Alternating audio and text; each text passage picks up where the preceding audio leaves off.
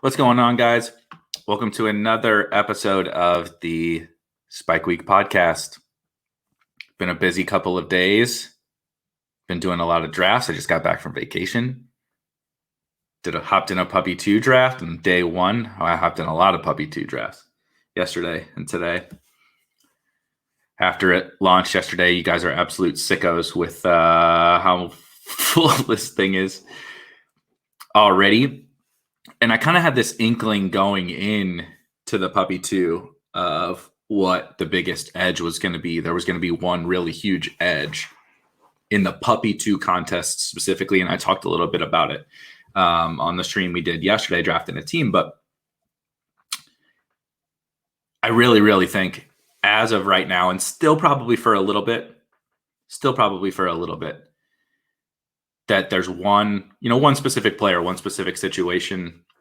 And if you're watching on YouTube, you can obviously see already what that is. But there's one specific situation that I just think, it just deserves to be talked about.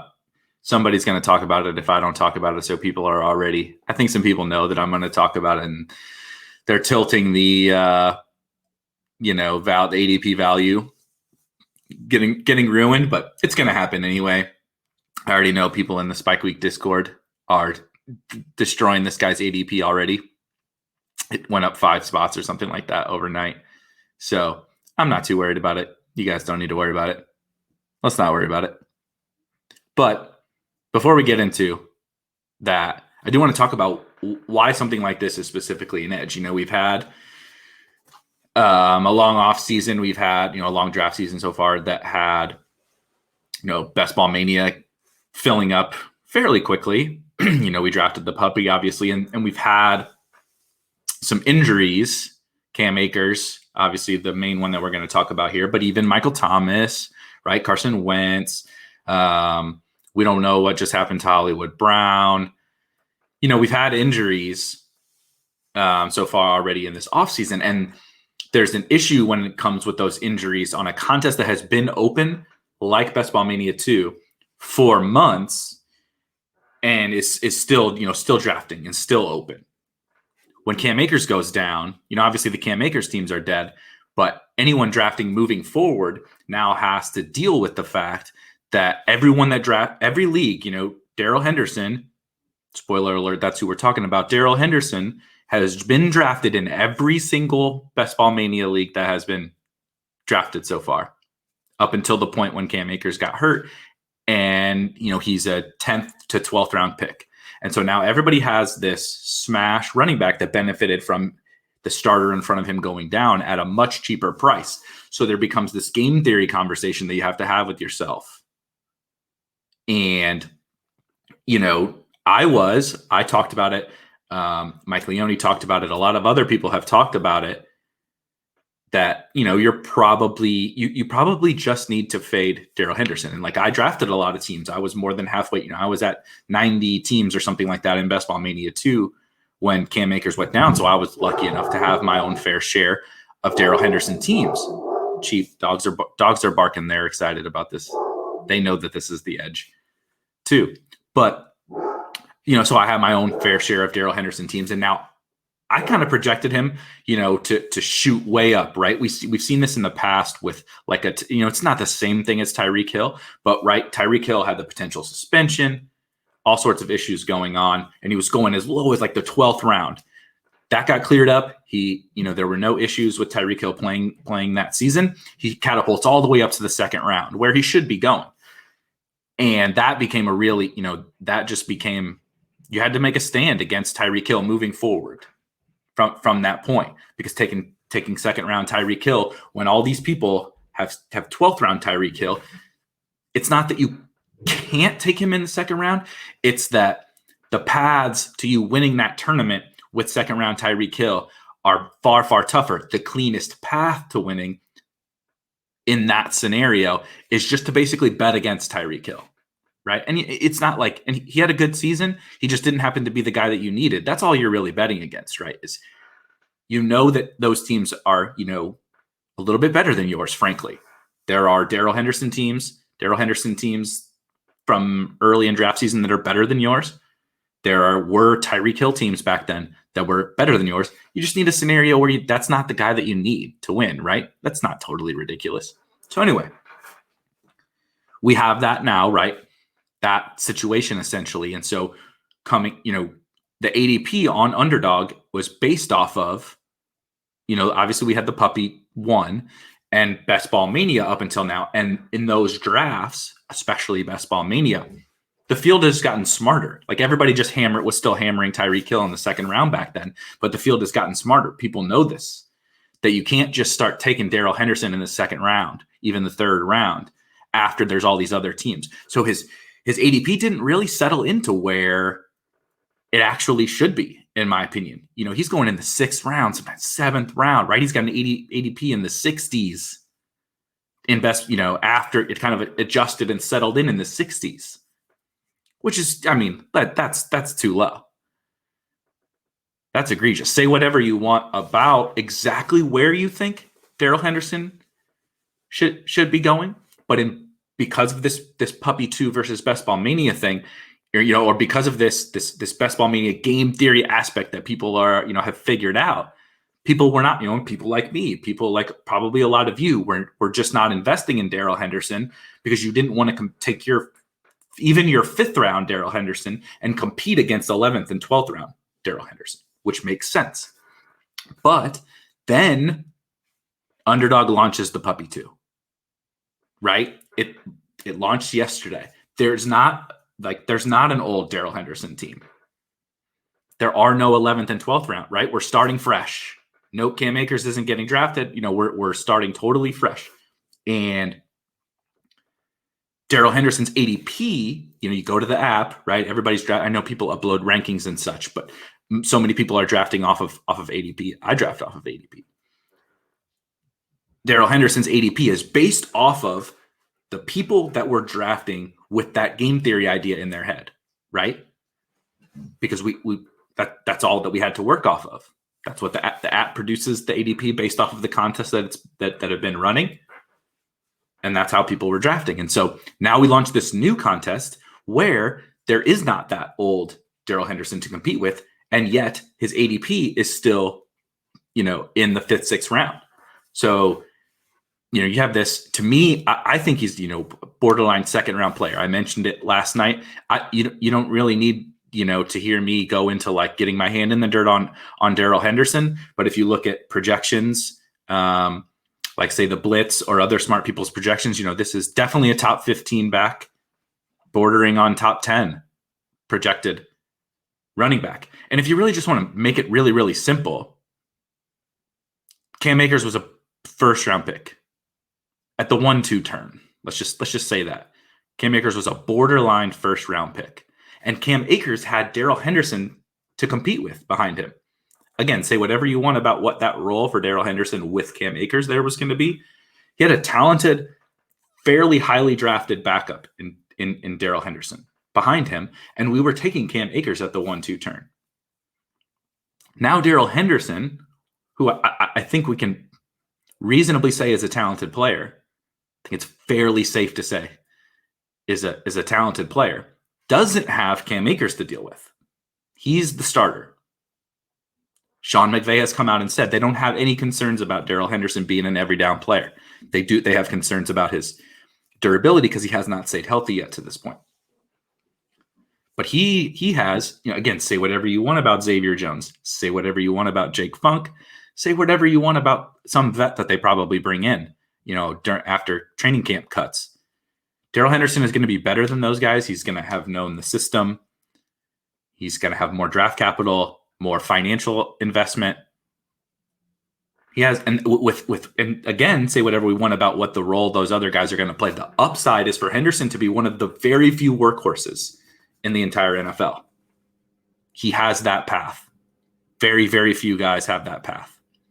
And so you have this situation where the Rams offense is really good. You have this talented back with a path to workhorse role that is so rare in the NFL now, going in the 5th, 6th round, going in the dead zone next to the Mike Davises, next to the Myles Gaskins, next to the Josh Jacobs, right? Next to the rookies. I like Travis Etienne and Javonte Williams.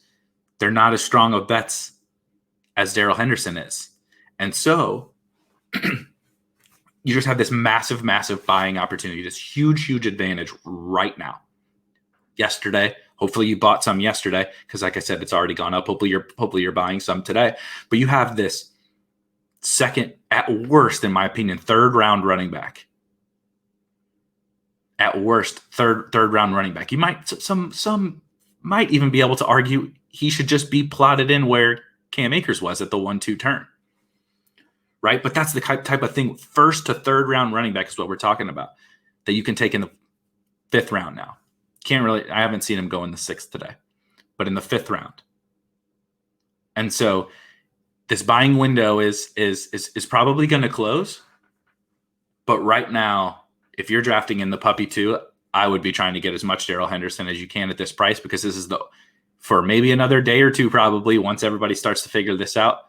Once the Spike Week Discord people keep hammering this dude, keep smashing, as much 5th round Darrell Henderson as they can, and that price continues to rise, we're never going to see cheap Darrell Henderson again the rest of the entire draft season. Because then his ADP is, the ADP is not contest specific. So even then in Best Ball Mania 2, if you thought you wanted to get him in the 5th or 6th round, his ADP is going to be based off of total drafts. And he's never going to be this cheap again. So you have this window right now in the puppy 2, which is probably going to fill in like a week.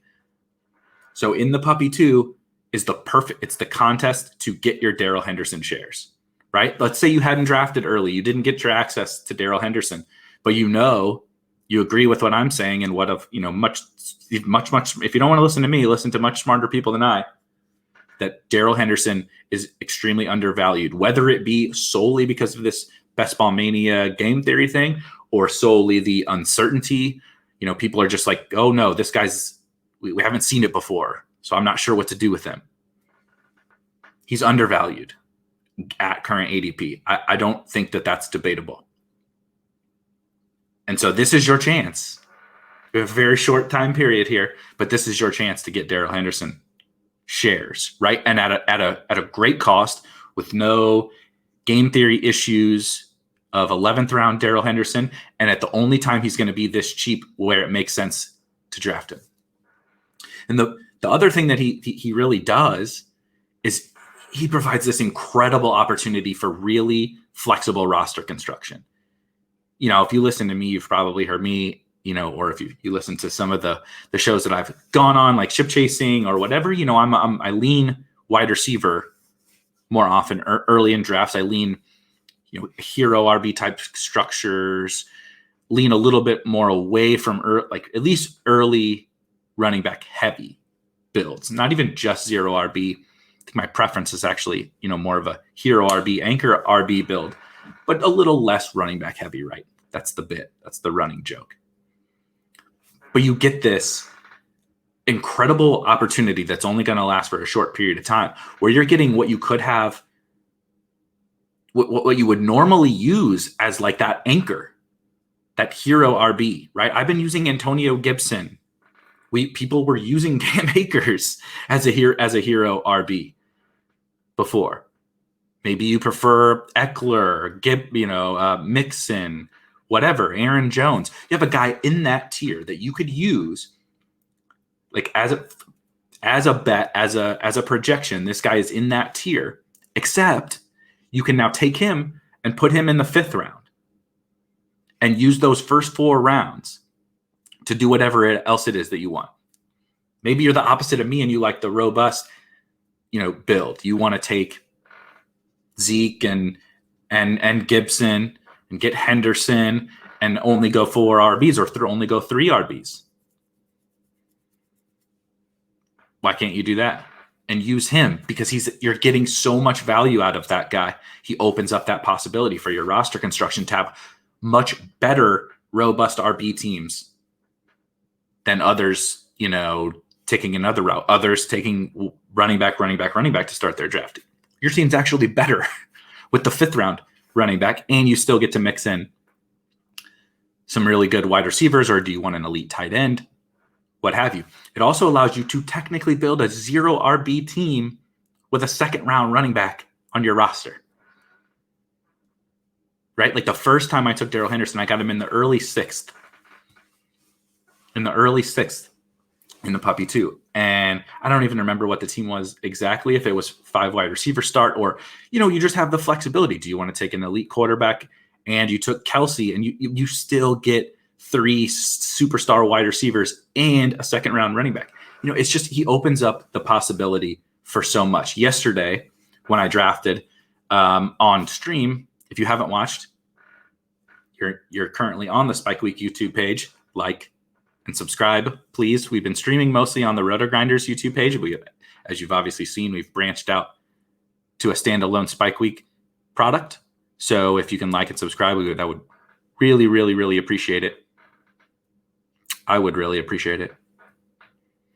But streamed yesterday doing a puppy draft where I actually employed this strategy. So if you want to go watch it, like kind of in action, I think I took Tyreek in the first, AJ Brown, maybe. Anyway, I started 0 RB with 4 wide receivers. Then I came back with Henderson. I was able to get Dak, Gallup, I think even, I just was able to get a loaded roster. I was joking with Josh Norris. He's like, this team is sick, basically. I'm telling him to mail me the check. A big one, though. Like I said, I want to take the picture with the big check. Because I did. I think I drafted the winner. But that's the kind of team you can build with these Henderson teams, right? It isn't just me. I'm not the only person that can build these teams. Anybody can build these teams with 5th round. But you have a very short time period to build him. And he allows you to do whatever it is that your preference is in terms of roster construction. He allows you like so many opportunities to do that. Do you want to build a 3 RB team? Do you want to build hyper fragile, but be able to still get super elite wide receivers or an elite tight end, right? You can build a hyper fragile team with 4 running backs that has Antonio Gibson, Travis Kelce, Darrell Henderson. You're still able to get like a 3rd round. You're still able to get CeeDee Lamb, Allen Robinson, DJ Moore, Tyler Lockett, like all those guys with Darrell Henderson. He is the skeleton key to Puppy 2 drafts. Not only just because of his specific ADP value, but what he allows you to do with your roster construction. When you go into a draft, you're not going to get him every time for sure. But when you go in planning around trying to get him in that 5th round, it's probably early 5th now, but you plan around going to get him and you construct your rosters appropriately, it's just a huge, huge advantage. And so with all this being said, me talking about it, other people talking about it, I'm not the only one that sees this, right? I'm not the sharpest dude out there. I just am pointing out something that I see and everybody else sees. But the ADP rise is coming. It's going to be fast. Probably by the time some people watch this, it's going to shoot up. What I will argue is that just because he moves up some doesn't mean he's still not a good pick. We're 15 or 20% drafted in the puppy. Just because he moves up a round, that doesn't really mean anything. Now if he shoots up to the early 2nd, we might be, we need to, even like early 3rd, mid 3rd, there's going to come a point where we might have to discuss the game theory aspect of it. Actually, if he shoots from the 5th, 6th to the 2nd, 3rd, but it's not happening that fast. And this thing might fill even before that happens, but the ADP rise is incoming. I can almost guarantee it. No, I can't guarantee it. Even not even just me. I just know the people that I've seen in the Discord are hitting as much of the Darrell Henderson 5th round teams as they can. So it's coming. So I think I just wanted to put this out kind of as quickly as I can, because if you want to take advantage, you need to do it now. And it's the ADP rise is incoming, whether I talked about it or not. For the people worried about that, it doesn't really matter what I say. Not that many people listen to me anyway. Otherwise, everybody would be just drafting wide receivers. But that is going to do it for today. Like, subscribe, please, the Spike Week YouTube page. If you are not in the Discord, go to spikeweek.com, sign up to get access to the Discord. You will get an email with that invitation to the Discord. My rankings, tiers, some other tools and draft guides and everything are going to be going up on spikeweek.com very shortly as well. And also, just posted today. If you haven't signed up for Underdog Fantasy and you would like a free shot to win $1 million in Best Ball Mania 2, use promo code SPIKE for a free ticket into Best Ball Mania 2. Other than that, back tomorrow with another episode, and back on Thursday to do the traditional every week draft on Thursday with special guest Ben Gretsch from Stealing Signals, Ship Chasing, Stealing Bananas. The guy's a rock star. At Yards Per Gretsch on Twitter. We will be drafting Thursday evening. We'll be drafting Thursday evening on Underdog. So until tomorrow, until then, with Ben, I will catch y'all later. See ya.